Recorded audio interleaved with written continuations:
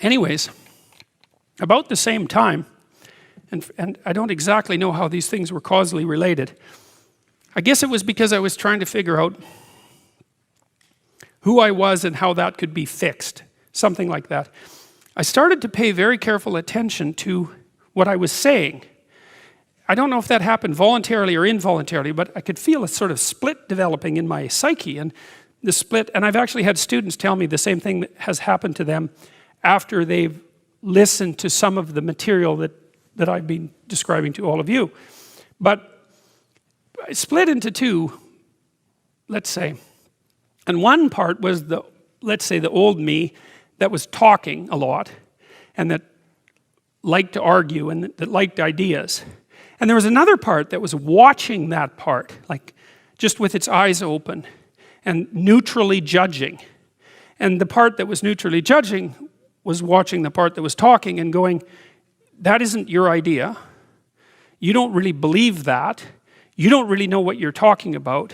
That isn't true. And I thought, that's really interesting. So now and that was happening to like 95% of what I was saying. And so then I didn't really know what to do. I thought, okay, this is strange. So maybe I've fragmented and that's just not a good thing at all. I mean, it wasn't like I was hearing voices or anything like that. I mean, it wasn't like that. It was, well, people have multiple parts. So then I had this weird conundrum. It was like, well, which of these two things are me? Is it the part that's listening and saying, no, that's rubbish, that's a lie, you're doing that to impress people, you're just trying to win the argument, you know. Was that me, or was the part that was going about my normal verbal business me? And I didn't know, but I decided I would go with the critic.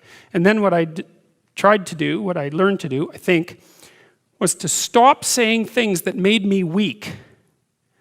And now I'm still trying to do that because I'm always feeling when I talk whether or not the words that I'm saying are either making me align or making me come apart.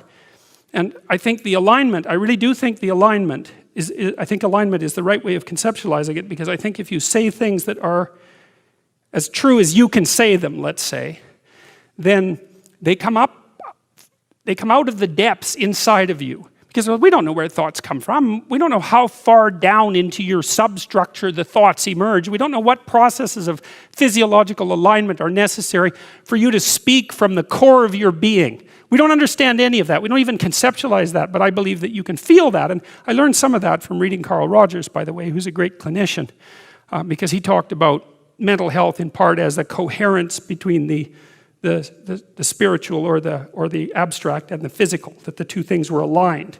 And there's a lot of idea of alignment in psychoanalytic and clinical thinking. But anyways, I decided that I would start practicing not saying things that would make me weak. And what happened was that I had to stop saying almost everything that I was saying.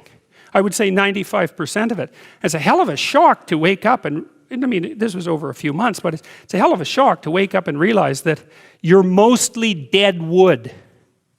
It's a shock, you know, and you might think, well, do you really want all of that to burn off? It's like, well, there's nothing left but a little husk, 5% of you. It's like, well, if that 5% is solid, then maybe that's exactly what you want to have happen.